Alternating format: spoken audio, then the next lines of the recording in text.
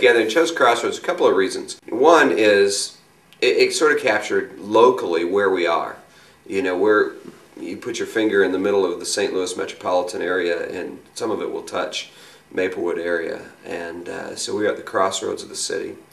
I think in terms of our people, a lot of people that come to Crossroads are at a crossroads in their lives. Some of it is professionally, whether they be at school or whether they be in a residency or some type of further training for their job. But many people come to Crossroads because they're at a crossroads in their life spiritually and are looking for answers to deep questions, the ultimate questions in life.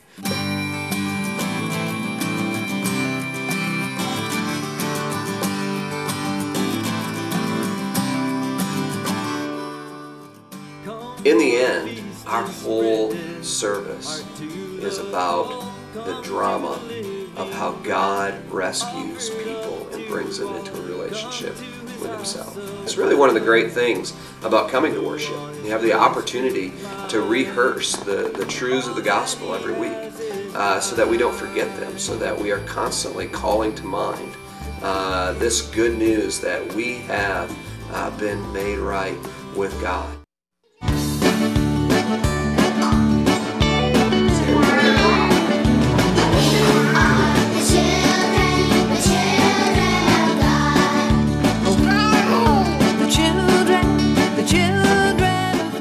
One of the things that's exciting about Crossroads is just the number of young people that are here, number of young couples, young children. It just brings a vitality, an energy, a vibrance to the fellowship, to the worship, to the whole experience of Crossroads.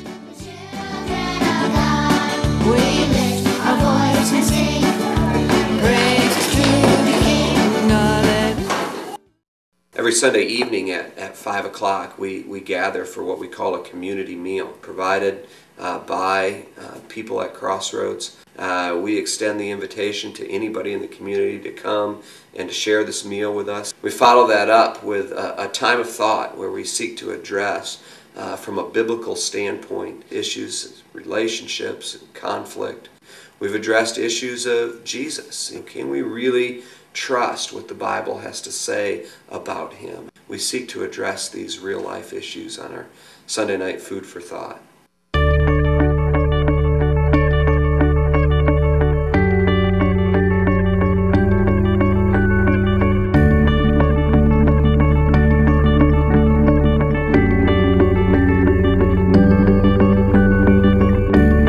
As I think about the community where Crossroads is, right in the heart of Maplewood, my wife and I and my family make our home in the community now.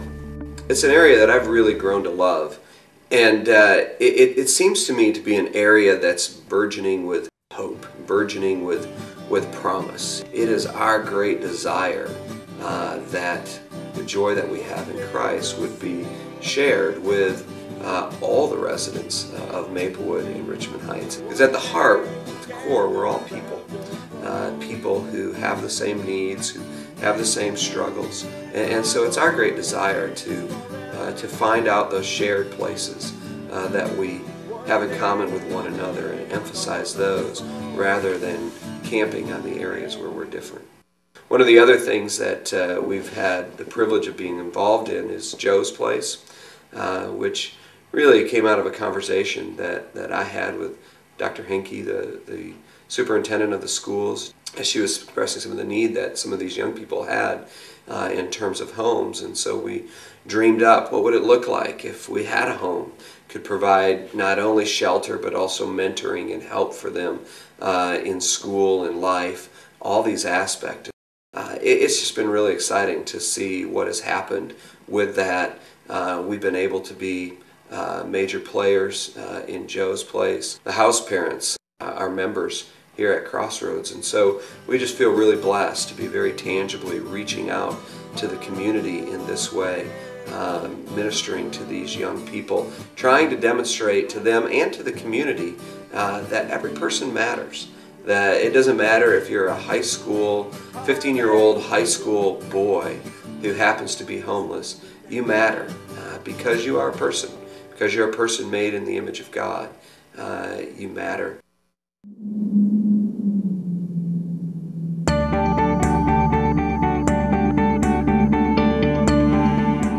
My hope is that Crossroads will always be a place that stands for the preaching of the gospel. Day-to-day experience and thinking about the joy that is to come and how different it is.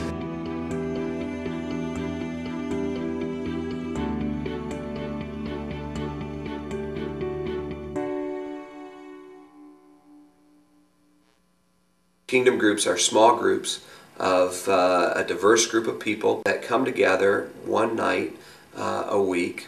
But they come together in order to encourage one another, in order to challenge one another, in order to put into practice the life of being a disciple, dying to oneself, living for another person.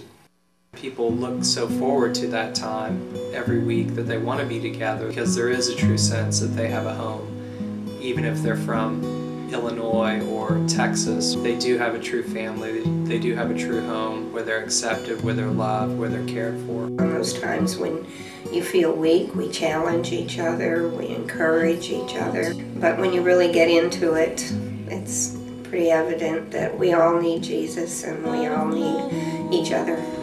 But Maplewood has just been, well, Crossroads originally, and then we moved to Maplewood, and it's just, for some reason, it's just been, I feel like I could cry. It's just been like a home to us, and so why we're so excited is just because Maplewood, being so far away from family, Maplewood and Crossroads just really became a home to us. You know, we're a community of sinful people who disappoint one another, who will hurt one another, sometimes in profound ways.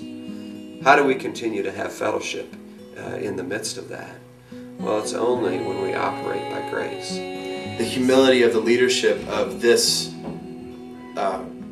church trickles down and is reflected through the body here. And it's very easy to talk to people here about personal problems because of them being non-judgmental, being loving, being a direct personification of Christ's will for His church. Me coming to Crossroads clearly makes me to grow in the Christian life by making myself aware that how much the relationship with Christ I need. I feel, more peace, not like I used to. Each and every day is a challenge for me. Because one minute I want to give up, next minute, every member in church, somebody's there to encourage me. Crossroads is very different from any other church. Just one knock at the door won't do it. We'll be back until we can encourage you to walk with Christ. I have no greater joy as a pastor than when people come to the realization that they're really in bondage.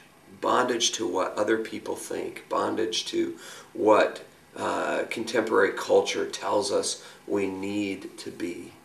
And when people come to that realization and they realize that in the truth of the Scriptures, in the good news of the gospel, there's an invitation to freedom. And you watch them begin to move in that direction, and you watch them begin to tentatively reach out and grab hold of that truth, or grab hold of that hope, really, that they can be set free from what others think and what the world is telling us who we need to be and what we need to look like, and watch it fall away and people really come out into freedom. It's an exciting thing to watch.